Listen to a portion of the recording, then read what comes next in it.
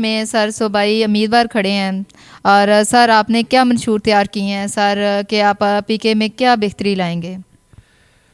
پورے کے پی کے میں تبھی ذمہواری ہوئی جب اللہ تعالیٰ ہمیں کوئی منسٹری دے گا، اور جو میرا اپنا حلقہ ہے اس کے لیے انشاءاللہ میری پوری کوشش ہے کہ میں وہاں پہ جو ایک بڑے اسپتال کا میرا ارادہ ہے انشاءاللہ العزیز، وہ ہمارا ایک علاقہ ہے کرکڑ شاہ، اس میں میرا انشاءاللہ ارادہ ہے وہاں پہ ہو جائے۔ باقی ہماری تحصیل بھی ہم سے ذرا جدا ہیں، کوشش ہے۔ پچھلے دنوں ہمارے ایک اے سی صاحب تھے، تحصیلدار تھے اور افسران تھے، انہوں نے وہاں کی پیمائش بھی لی تھانے اور تحصیل کے لیے، تو اللہ کو اگر منظور ہوا اور میں منتخب ہو گیا تو بہت جلد وہ کام شروع ہو جائے گا۔ باقی رہا کہ ہماری سڑکیں بہت برا حال ہے، بہت زیادہ، کہ محمد گڑھ سے شروع ہو جائیں تو بہی ایک علاقہ ہے جہاں پہ اے سی صاحب بیٹھتے ہیں، یہ علاقہ بہت ہی خطرناک ہے۔ ایک تو پہاڑوں میں ہے، دوسرا وہاں پہ جو گھر تھے وہ پہلے مسمار ہو گیا بہت زیادہ، کوئی کراچی چلا گیا، کوئی پنڈی آ گیا، کوئی لاہور چلا گیا، بیچارے باہر انہوں نے یہ مائگریشن کر لی ہے۔ سر آپ کی جو ہے نا یہ جماعت کے متعلق یہ کویشچن کیا جاتا ہے، نوجوان اسپیشلی نوجوانوں کا یہ کویشچن ہے کہ ہم نے تو نون لیگ جماعت کو آنے ہی نہیں دینا، اب ہم بیدار ہو چکے ہیں، اور انہوں نے اتنے سال انہوں نے 3 سے 4 بار یہ وزیر اعظم بن چکے ہیں، تو انہوں نے کیا کیا ہے جو آپ کر دیں گے؟ تو آپ اس بارے میں کیا کہیں گے؟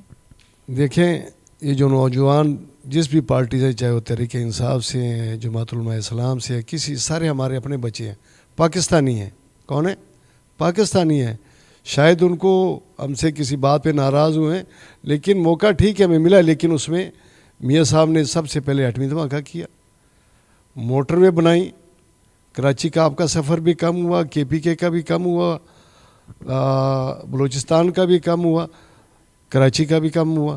تو آپ اس دیکھیں نا، انہوں نے اپنے وقت کی بجلی کا کتنا بڑا بحران تھا، اور وہ بحران انہوں نے کافی کنٹرول کر لیا تھا۔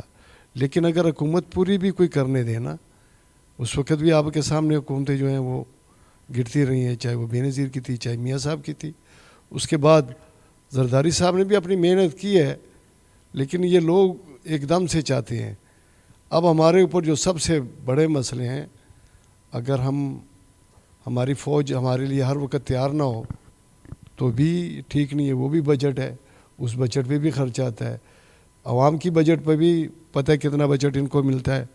وہ بجٹ جو ہے وہ تقریباً 70% یا ایسے کچھ لیتے تھے، 30% عوام پہ، وہ بھی بہت ضروری ہے اپنے ملک کے تحفظ کے لیے، کیونکہ ابھی آپ نے یہ حالات دیکھے ہیں کہ اسرائیل اور فلسطین کا، عراق کا اور افغانستان کا، یہ تمام جو چیزیں اپنے ملک کی حفاظت کرنے کے لیے نا عوام کو کم بجٹ دینا پڑتا ہے، اور باہر جو ہمارے ادارے ہیں ان کے لیے زیادہ، اس لیے کہ اس ملک کی حفاظت بھی بہت زیادہ ضروری ہے۔ یہ ملک ہمارا ملک ہے، اور نوجوانوں کو تو میں دعوت دیتا ہوں، الحمدللہ سب کو اللہ تعالیٰ زندگی دے، ہمارے بچے ہیں۔ ایک تو اگر آپ ناراض نہ ہو چینل والے، کہ سب سے جو بڑی بدتمیزی ہے نا، ایک دوسرے پہ گند اچھالنا، میں اس کے شدید مخالف ہوں، چاہے وہ کسی بھی پارٹی، چاہے میری اپنی پارٹی کا ہو یا ان کا ہو، تو اس میں کافی کنٹرول کرنا چاہیے۔ کیونکہ میں نے خود دیکھا کہ پیپلز پارٹی کا ان باتوں میں ایک دوسرے پہ گند اچھالنے کا یہ بہت زیادہ کنٹرول ہے، اور ہمارے نوجوانوں کو بھی چاہیے، اور بڑوں کی بات کو بھی سننا چاہیے۔ یہ نہیں ہے کہ اگر عمران آ گیا وہ اچھی حکومت کرے ہم اس کو دعوت دیں گے، کوئی بھی اچھا آدمی تو آئے نا جو کرے۔ میاں صاحب کو کیوں بلوایا گیا کہ سارا کام بگڑا ہوا تھا، ورنہ وہ تو آرام سے سکون کی زندگی وہاں پہ بسر کر رہے تھے، اپنے ملک کے لیے واپس آئے ہیں۔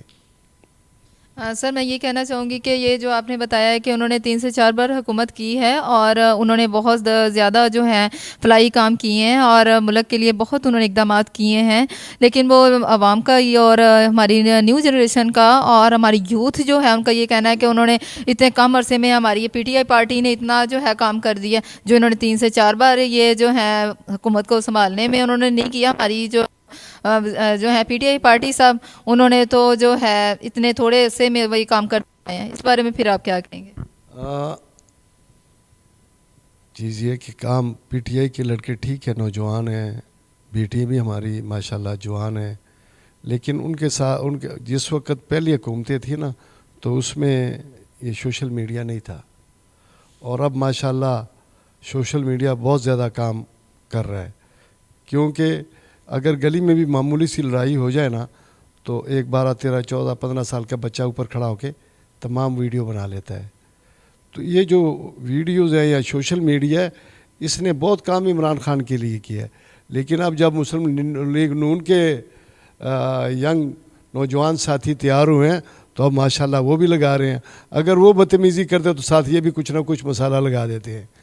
تو یہ چاہیے یہ کہ آپس میں مل کے ایک دوسرے کے ساتھ، میں تمام پاکستان کے جتنے بھی نوجوان پاکستان میں یا باہر ہیں ان کو درخواست کرتا ہوں کہ یہ جو سیاست میں یہ جو گند اب آیا نا اس کو نہیں اچھالنا چاہیے، ایک دوسرے سے پیار و محبت سے رہنا چاہیے۔ الیکشن میں ہار جیت ہوتی رہتی ہے، کوئی جیتتا ہے کوئی ہارتا ہے، لیکن انشاءاللہ اس مرتبہ اچھا فیصلہ آئے گا۔ سر ابھی یہ یکجہتی کا پیغام دے رہے ہیں، تو سر یہ دیکھیں ابھی حال ہی میں آپ دیکھ ہی رہے ہیں سر، یہ جو پی ٹی آئی پارٹی ہے ان کے اراکین کو جو ہے کیا کیا جا رہا ہے، انہیں جو ہے گرفتار کیا جا رہا ہے، جو ہے وزیر صاحب جو ہیں خان صاحب ان کو جو ہے اریسٹ کیا گیا ہے، ایون کہ خواتین کو گھروں سے اٹھا لیا گیا ہے، انہیں جیلوں میں ڈال دیا گیا ہے۔ آپ تو یکجہتی کا پیغام دے رہے ہیں، جبکہ پی ٹی آئی پارٹی کا یہ کہنا ہے کہ یہ سارا کچھ کروانے والی ہی نون لیگ پارٹی ہے، پھر اس بارے میں پھر آپ کیا کہیں گے؟